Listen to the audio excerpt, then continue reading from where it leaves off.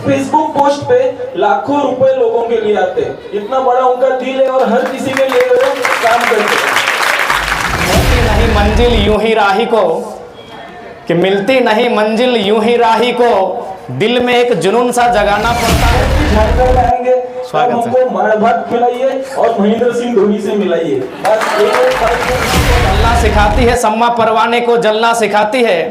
शाम सूरज को ढलना सिखाती है, सम्मा परवाने को जलना सिखाती है। गिरकर हौसला ना हारे मुसाफिर, ठोकर ही तो इंसान को चलना। Power of education. तो मैं ज्यादा उदाहरण नहीं दूंगा, मैं आपके बीच खड़ा हूं। एक झारखंड से चलकर आया एक साधारण सा लड़का, एक गरीब फैमिली का लड़का। मैं आपको गलियों का नारा होगा, हर बच्चा बच्चा इंकलाब कहेगा। ये सर मैंने आपका सुना था और आपकी नीयत अच्छी है और मेरे को पूरा भरोसा है। इज एन एनिमल, उसका हिंदी में क्या अर्थ हुआ कि मनुष्य क्या है, एक जानवर है। तो पूरे क्लास ने कहा कि सर ये तो आप गलत लिखे हैं। कोई भी गरीब पे अन्याय होगा या किसी का एक्सीडेंट होगा, किसी का कोई बीमार होगा तो दिल से वो मदद करते, अगर खुद के तरफ से जितना हो सके वो करते हैं। और उनके सिर्फ एक फेसबुक पोस्ट पे लाखों रुपए लोगों के लिए आते। इतना बड़ा उनका दिल है और हर किसी के लिए वो काम करते हैं। और उनकी ये पूरे झारखंड में एक पूरा इंकलाब ऐसा हुआ है। सर जी का मेरा एक डायलॉग आपका मैंने सुना हो कि झारखंड के गलियों का नारा होगा, हर बच्चा बच्चा इंकलाब कहेगा। ये सर मैंने आपका सुना था और आपकी नीयत अच्छी है और मेरे को पूरा भरोसा है कि सर नीयत अगर अच्छी हो तो काम फतेह होता है और आपका जो ख्वाब है वो जरूर पूरा होगा। सिर्फ एक ही ख्वाहिश हमारी है, बराबर, कि मिलती नहीं मंजिल यूं ही राही को, कि मिलती नहीं मंजिल यूं ही राही को, दिल में एक जुनून सा जगाना पड़ता है। जब चिड़िया से पूछा कि घोंसला कैसे बनता है, कहा तिनका उठाना पड़ता है।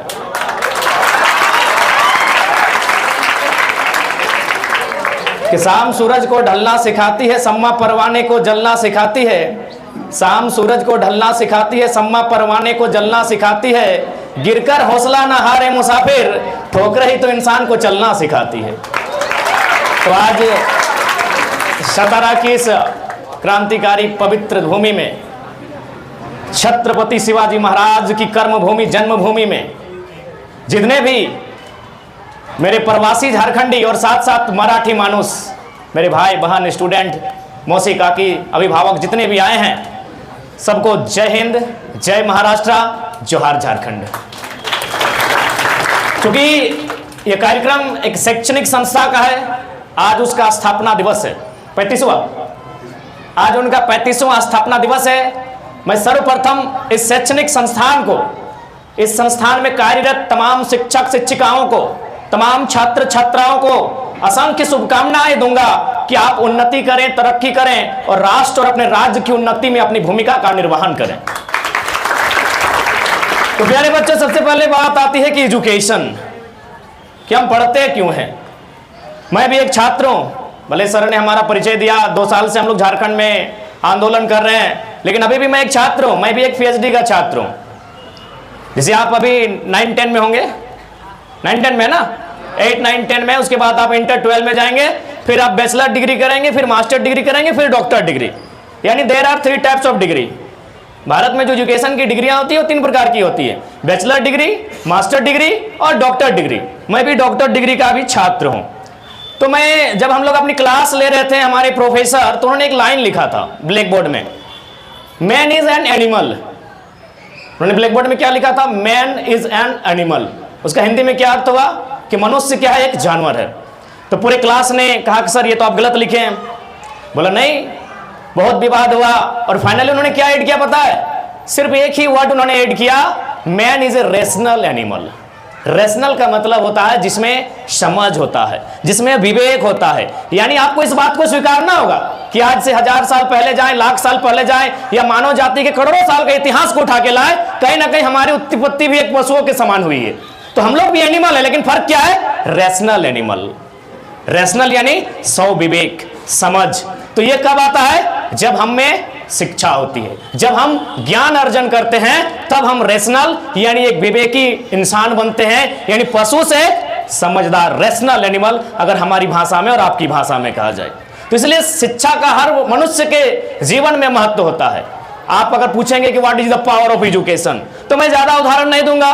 मैं आपके बीच खड़ा हूं, एक झारखंड से चलकर आया एक साधारण सा लड़का, एक गरीब फैमिली का लड़का। मैं आपको बता दूं, मेरा जो परिवार है, चूंकि जब झारखंड मूवमेंट, जिस प्रकार इंडिया का मूवमेंट हुआ था, तो भारत के स्वतंत्रता सेनानी थे, तो हमारा झारखंड भी लड़ के लिया गया है। तो झारखंड के फ्रीडम फाइटर हैं, मूवमेंट के हीरो हैं। तो मेरे पिताजी भी उस मूवमेंट में रहे हैं। तो मेरी माँ को 3000 रुपए, 3000 ओनली पेंशन मिलता है। यानी हमारे परिवार में कोई अगर हाईएस्ट कहीं से पैसा आता है तो मेरी माँ को झारखंड सरकार की ओर से मात्र 3000 रुपए आता है। यानी मैं भी एक साधारण परिवार, आप सोच नहीं सकते हैं मैं उतने साधारण परिवार का लड़का हूं, लेकिन आपके बीच प्रमुख पहुना के रूप में हूं। यह पावर ऑफ एजुकेशन है। यहाँ जितने भी लोग हैं, सम्मानित लोग हैं, मैं सबको प्रणाम करता हूं। हमारे झारखंड में प्रणाम होता है, गोड़ लागो होता है, मैं सबको गोड़ लगता हूं। लेकिन सब आयु की अगर बात करें तो मैं सबसे छोटा हूं कि नहीं। जितने लोग आज चेयर में बैठे हैं सब सम्मानित लोग हैं। अपने जीवन के इन्होंने 50, 60, 70 बसंत देखा है। इन्होंने अपने जीवन के एक लंबा समय सफर तय किया है। लेकिन उसके बावजूद मगर अगर प्रमुख पाहुना यानी अंग्रेजी में चीफ गेस्ट, मुख्य अतिथि बना हो, तो इसलिए कि मैं दिखता अच्छा नहीं हूं, पहनता अच्छा नहीं हूं, पढ़ा लिखा हूं। मैं पढ़ा लिखा हूं, इसलिए आपके बीच में आज खड़ा हूं।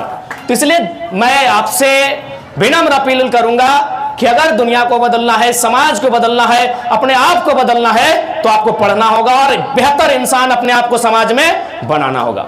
और जिस उम्र में आप हैं, मोटा मोटी 13 साल 14 साल यही दिख रहा है, 12 साल 13 साल 14 साल, तो हमारे एक एजुकेशन की लाइन में कभी टीचर कहते हैं कि जो टीनेजर का उम्र होता है ना, वो सबसे बेहतरीन उम्र होता है।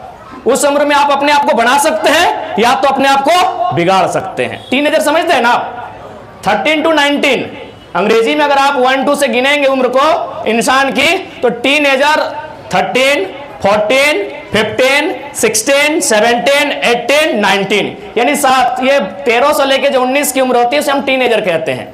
यानी इस उम्र के जो स्टूडेंट होते हैं उनमें एक विशेष प्रतिभा होती है। आप उसी उम्र में हो, आप चाहो तो अपने आप को बहुत बेहतर बना सकते हो और ना चाहो तो बहुत बेकार भी कर सकते हो। इसलिए आपको तय करना है कि आप अपने लिए क्या चाहते हो।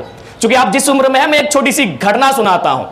जिस प्रकार छत्रपति शिवाजी महाराज का नाम आता है, ठीक उसी प्रकार फ्रांस में नेपोलियन बोनापार्ट का नाम आता है। फ्रांस है ना, हाँ, फ्रांस के सेनापति कहे जाते हैं नेपोलियन बोनापार्ट। बचपन की उन्हें एक घटना घटी थी। उनकी मां उन्हें लेकर एक ज्योतिष के पास गई। ज्योतिष आप समझते हैं जैसे कोई पंडित होता है, सभी धर्मों में अपनी अपनी मान्यताएं हैं, जो हाथ की रेखाओं को देखता है, जो भविष्यवाणी करता है इंसान की हाथों को देखने के बाद। तो नेपोलियन बोनापार्ट की मां उन्हें लेकर एक ज्योतिष के पास गई थी और ज्योतिष ने जब उनके हाथ को देखा तो कहा कि आपका जो पुत्र है जब ये बड़ा होगा तो इसका जीवन बहुत दुख में कटेगा। तो नेपोलियन बोनापार्ट बहुत कम उम्र में, आपकी उम्र में थे, टीनेजर में थे। बोला कि आप ज्योतिष महोदय, आप ऐसा क्यों बोल रहे हैं कि जो मेरा जो जीवन है वो बहुत दुख में कटेगा? बोला तुम्हारे हाथ की जो लकीरें हैं ना, वो लकीरें ऐसा कह रही, मैं नहीं कह रहा हूं। उस पंडित ने, उस ज्योतिष ने क्या कहा कि तुम्हारे हाथ की जो लकीरें हैं वो लकीरें कह रही कि तुम्हारा जीवन खराब होगा, मैं ऐसा नहीं कह रहा हूं।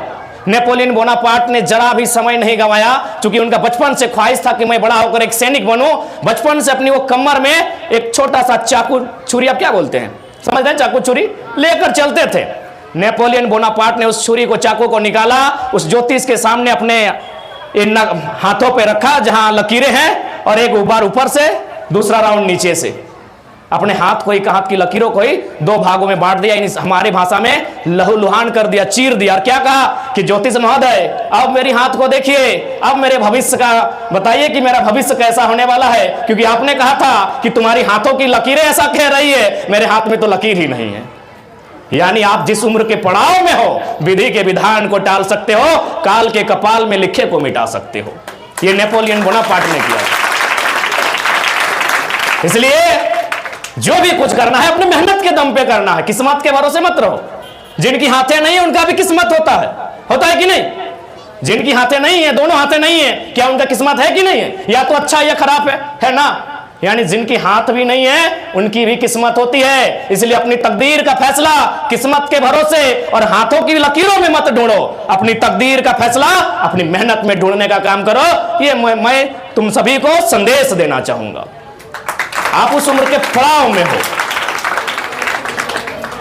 और वास्तव में शिक्षा एक ऐसा सार है, शिक्षा एक ऐसा ग्रंथ है जो वास्तव में संसार को बदल सकता है। आप महात्मा बुद्ध का नाम सुने हैं आप लोग? लाइटोपेसिया, बुद्ध लाइटोपेसिया, एक सवाल भी आता है हमारे झारखंड में, जीएस में पूछा भी जाता है। आप सिकंदर का नाम सुने हैं? जो जीता वही सिकंदर, ये भी सुने होंगे। सिकंदर यूनान के थे जिसे आज हम ग्रीक कहते हैं, और बुद्ध भारत का हिस्सा, लेकिन आज वो नेपाल लुम्बिनी में चला गया है। बुद्ध का जन्म हुआ था 563 ईसा पूर्व और सिकंदर का जन्म हुआ था 356 ईसा पूर्व, यानी लगभग 200 साल का डिफरेंस था, ज्यादा डिफरेंस नहीं था। दोनों मान के चलेंगे कि एक लगभग समांतर कालखंड के थे। सिकंदर के हाथ में तलवार थी और बुद्ध के हाथ में विचार था। बुद्ध के पास क्या था? विचार था। आज बुद्ध पूरी दुनिया में पूजे जाते हैं कि नहीं? क्योंकि उनके पास क्या था? विचार था। विचार आया कहां से? ज्ञान से आया। और सिकंदर के हाथ में क्या था? तलवार। आपकी जानकारी के लिए बता दें, बुद्ध 80 साल की उम्र में दुनिया को त्यागे थे, सिकंदर मात्र 33 साल की आयु में। क्योंकि आपके हाथों में अगर हम हथियार थमा दें, आप कितने लोगों की हत्या कर पाओगे? आप कितना बलशाली हो? 2 को मारोगे, तीसरे को, चौथे को, पांचवें को, छठे को, सातवें को, आठवें को, 9वां का नंबर आते आते या तो आपकी भुजाओं का बल जवाब दे देगा या तो फिर आपकी तलवार जवाब दे देगी। यस या नो? कितने लोगों के मारोगे? यदि आपके हाथों में, मैं कहूं नहीं सबसे बलशाली कौन है? तुम आओ, चलो तुम्हें खड़ा करके तुम्हारी हाथों में मैं तलवार थमा दूं, 9-10 या तो भुजाओं का बल जवाब दे देगा या तो तुम्हारी तलवार जवाब दे देगी। लेकिन तुम्हारे हाथों में अगर विचार, तुम्हारे कंठ में अगर विचार दे दिए जाए, तुम्हें अगर शिक्षा की शक्ति दे दिया जाए, तुम्हें ज्ञान दे दिया जाए, तो ना तुम कभी रुकोगे ना कभी थकोगे, बुद्ध की तरह एशिया, लाइट ऑफ एशिया कहलाओगे। तो ये शिक्षा की ताकत होती है। इसलिए आप जिस अवस्था में हैं, प्रयास करें कुछ बेहतर करने की। हमारे एक प्रोफेसर कहते थे कि मेरी उम्र 40 हो रही है, लेकिन मेरा दिल कहता है कि अगर मैं 4 घंटा रोज फुटबॉल खेलूंगा तो एक अच्छा फुटबॉल प्लेयर बन जाऊंगा। क्योंकि उनको विश्वास था कि हम जिस काम में 4 घंटा लगाते हैं, कम से कम उसका रिजल्ट होना चाहिए। मान के चलिए अगर तुमको पढ़ने में मन नहीं करता, सपोज दैट तुमको पढ़ने में मन नहीं करता है, तुम्हारा मन करता है कि दौड़े, तो 4 घंटा कंटिन्यू दौड़ो, पुणे से लेकर सतारा तक। और जब दौड़ो तो कम से कम यूसेन बोल्ट बन के निकलो। यानी मेरे कहने का तात्पर्य है, तुम जिस काम में 4 घंटा, 5 घंटा, 6 घंटा देते हो, उस फील्ड का तुम्हें एक्सपर्ट होना चाहिए, नंबर 1 होना चाहिए।